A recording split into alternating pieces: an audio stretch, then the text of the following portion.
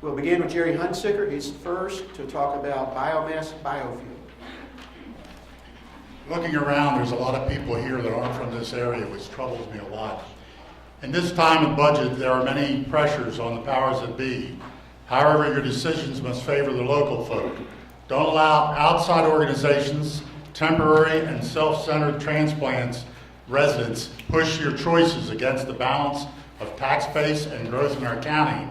Our census position as a distressed community can only change if we get year-round decent paying jobs. Now we have over 51% of our county off the tax rolls, yet the Department of Environmental and Natural Resources continues to push and take more. Right now I feel that for Mark Burrows, it's be damned if you do and it'll be damned if you don't. The biomass facility has exceeded or has been presented as exceeding the EPA and DENA requirements. And if they do, it should be a done deal. There's no dirty industry, I think, today due to those organizations. Your purpose is to get jobs and balance to our county, not come into those who only have interest in themselves. A Henderson County realtor expressed the need to disclose the new facility, maybe within sight of it, but however, I don't believe he discloses other manufacturing in the area. Again, think of your people, and somehow I think there should be a limit to who can speak in a county issue. Thank you. Thank you, Mr. Hunsicker. Next would be Ruth Harris to talk about the biomass plant. Hi, my name is Ruth Harris. I'm a retired manufacturing engineer, and I do live in Pennsylvania County. And people who live in or around the Little River Valley, as you see, there's a group here that are very concerned about this plant going in. One of the things that we're really concerned about is the inconsistency in the information that we're being given. It started out that there was going to be 12 to 15 jobs. Then we got the presentation, they said there was going to be, up to 18, and then it was, now in the paper, it's up to 20 to 40.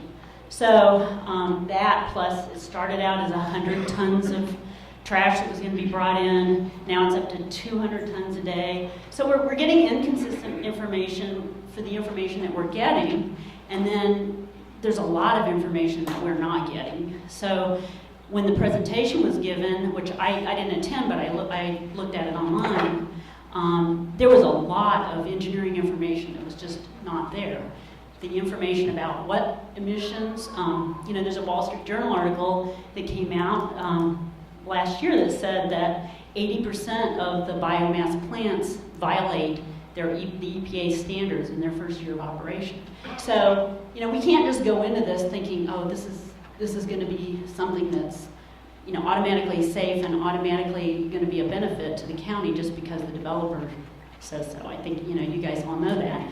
And we also have to look at whether it's going to be a net increase for economic development, because if people are losing their jobs at the airport, are the jobs really going to be that high paying, sifting through trash at this plant? And you have to really take into account the fact that the Little River Valley is like a huge natural resource for us, just in terms of its scenic beauty and the benefit that everyone gets when they come to go do their biking thing, which we've all pushed as a real advantage for this area. So, we have a lot of concerns. If you do the research online for these kind of plants, yes, the technology's new, but that has a bad side too. And then I was reading the other day after the Texas explosion that the technology for gasification plants is so new that they're having to borrow safety standards from the chemical processing industry. Okay, so there's a lot of unknowns about, the standards are not in place, we aren't hearing what those are, so we need to really be careful what we do here, and I think, what the citizens are concerned about should be listened to very carefully. Thank you, Michelle. Next is Joseph Furr, talk about biomass.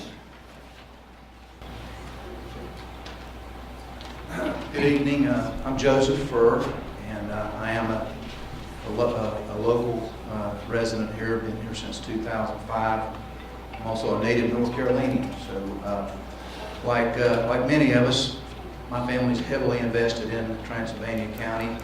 We plan to spend the rest of our days here. So, I learned about this proposed plant on March the 25th when the article appeared in the Transylvania paper. When I read it at first, it sounded pretty plausible. It sounded positive, clean energy, jobs, economic development. Quite frankly, everybody I know wants economic development and wants jobs for our county. Well-paying jobs that people can sustain themselves. At any rate, I was actually kind of laid up with the flu at that time, and I had some time on my hands. I got on the internet, it's like a library at our fingertips, and began to read and research and study. And I'm certainly no chemist, but it wasn't too far into my research that I began to see one report after another, one article after another, including not only just environmental groups, but from citizens groups and from several physicians groups who have written letters requesting to the governing bodies to not allow this industry to grow because of the health associated risk. So I'm still learning, and most of us are. There's much to be learned about this particular subject. And one request that I would ask, I realize that we have limitations with the way the zoning is in our county. I understand that, we all do. But I think there are things that can be done to slow this process down. Whether it be a letter of request to the Utilities Commission, whether it be some sort of a resolution, give us more time to do our due diligence to get better educated on this. There's a wealth of information out there. This is not a new industry. We are being presented what sounds like a panacea of just the most wonderful thing that we've heard in recent years here in our county. And I admit, I'm just looking on the surface at the sales presentation. Those of you in sales, you know, as a salesman, you understand how to present the selling points of your product or your service, or in this case, a project.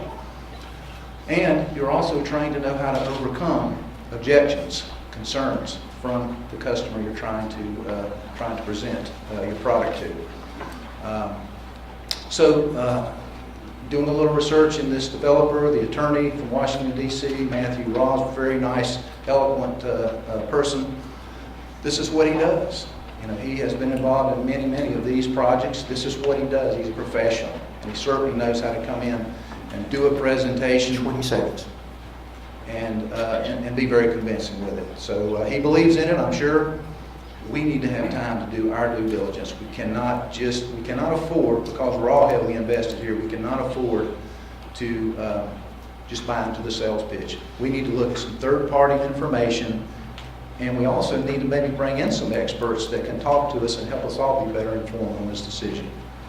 Thank you, Mr. Next is David Bradford, talking about the biofuel. Thank you very much. I was not born in Transylvania County. I came here in 1986. When I entered the Army, I entered from a North Carolina facility. When I was discharged after Desert Storm, I used my GI Bill to go to Appalachian State University. This is my home. This is my home. I may not have been born here, but I'm invested here. My daughter was born here.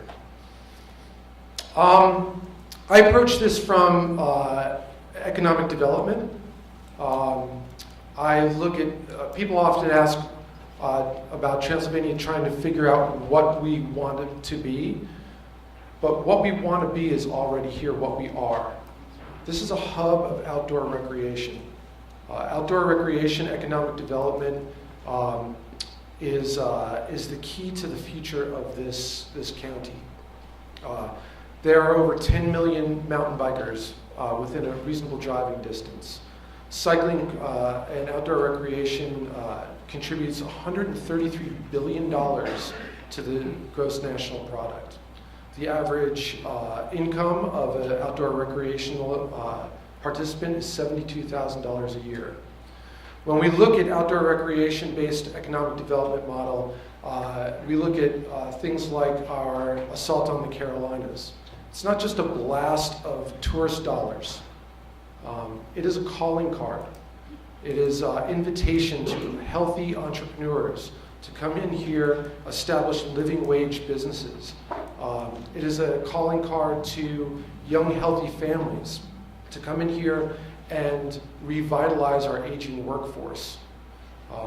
I ask that we work for solutions to try to find a way to import economic development through outdoor recreation, through healthy entrepreneurs like we find in Gaia Herbs, which I think is our largest employer in the county. And no, it's not. Okay, I'm sorry. One of them. It's important. I ask that we try to import 20 or 30 Gaia Herbs-sized businesses to this county so we have a diversified portfolio of economic development rather than importing garbage to be burned in this facility. Thank you, Mr. Bradford. Next is Nick Friedman, Biomass.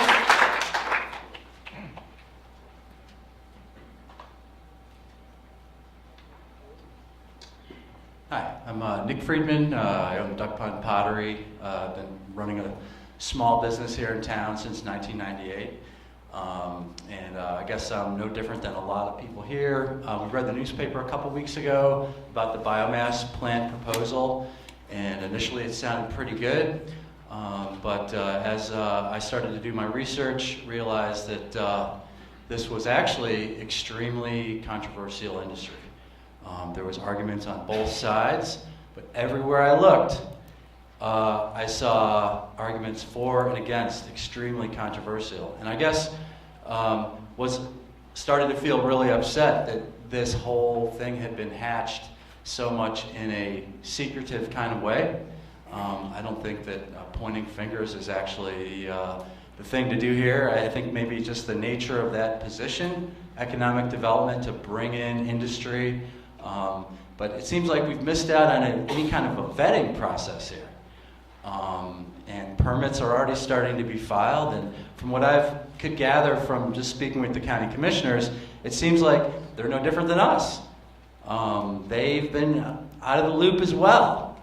And so, I think the reason we have so many people here tonight is not just because everybody's against biomass electricity, although I think there's a lot of people that are very skeptical of that. But I think the reason there's so many people here is because people feel like they're not being represented. And there was a lot of anger. There was a lot of anger at the last information session we had here towards the county commissioners.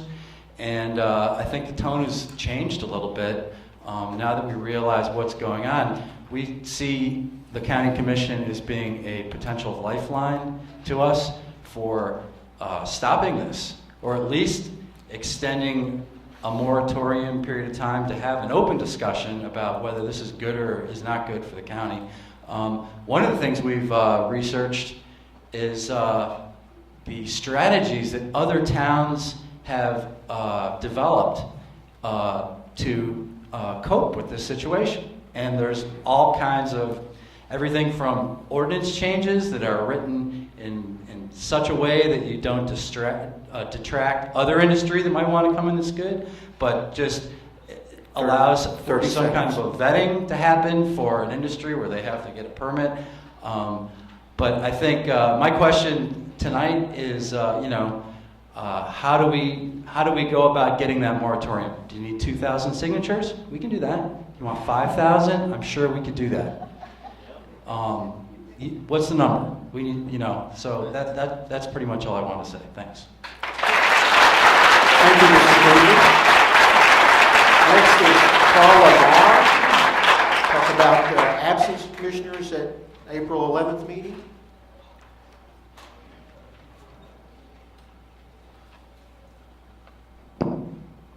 Good evening. Mr. Chairman, excuse me, I want to introduce myself. I'm Kalamar. I have lived in this county for more than 33 years. Mr. Chairman, I'm somewhat disappointed that Commissioner Hoxett and Chapel were not present at the April 11 meeting at the library about the proposed biomass power plant in Penrose. To my knowledge, Commissioner Hoxett lives less than 2 miles from the proposed power plant. Is he not concerned about the air quality where he lives? From past comments and actions, we know that Commissioner Hoxett and Chapel are opposed to any zoning in the county. Some of the citizens at that meeting were very concerned and or distressed about the exhaust fumes from the proposed power plant, as well as the negative effect on value of their real estate. It would have been a good opportunity for Commissioner Chapel and Hoxett to hear firsthand what residents of this county have to go through because of the absence of zoning. In Commissioner Chapel's own words, and I quote, "I have consistently fought to protect against excessive regulation.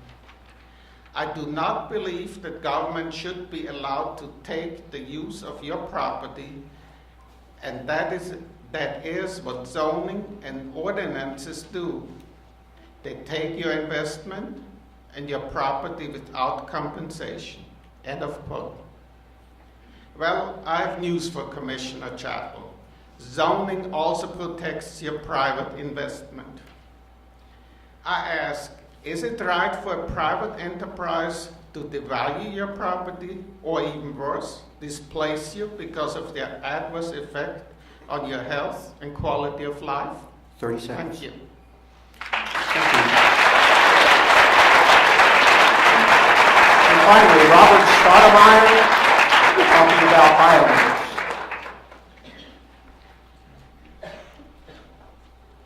Hello, my name is Robert Stoudemire.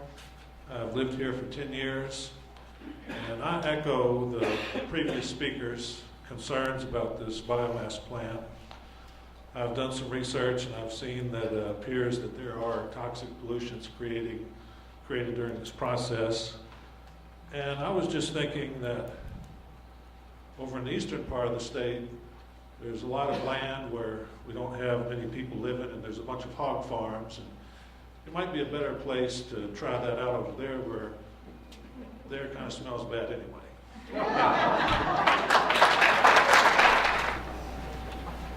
My name is Robert Poole. I practiced internal medicine.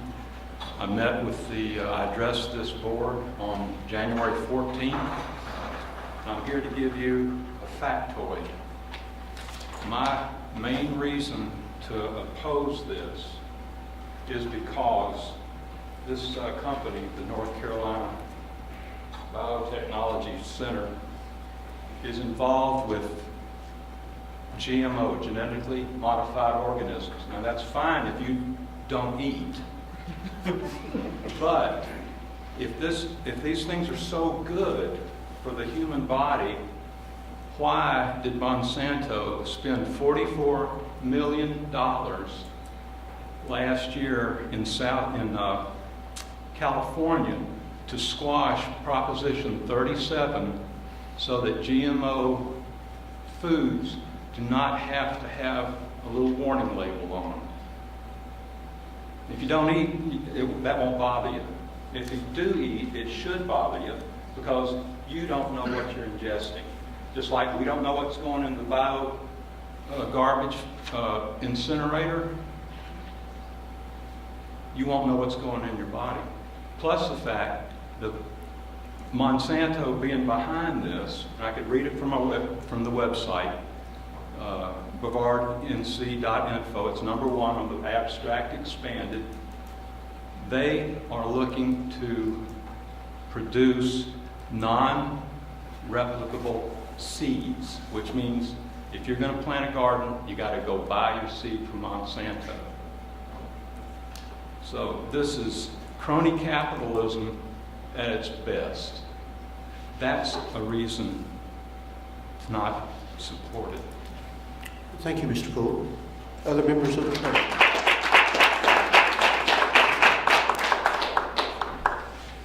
My name is Kevin Glenn. I live in Episcopal Forest. Just a couple of comments.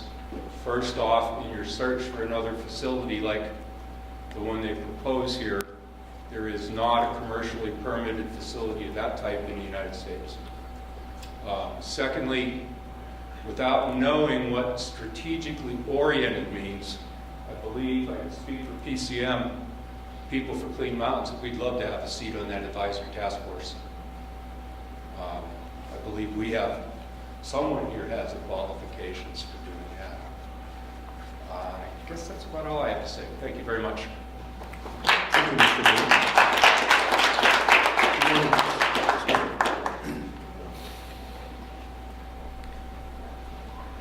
My name's Pauline Hawkins, and I want to say thank you so much for taking into account all the things we've been concerned about, looking at the data.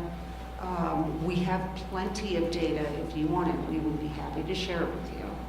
And I would like to attend further meetings and regular scheduled meetings, but it would be great if maybe we could have a coffee pot or something, because it can be difficult. And in some of our PCM meetings, we have a 10-word limit to responses and to questions, and y'all might want to try that sometime. Thanks.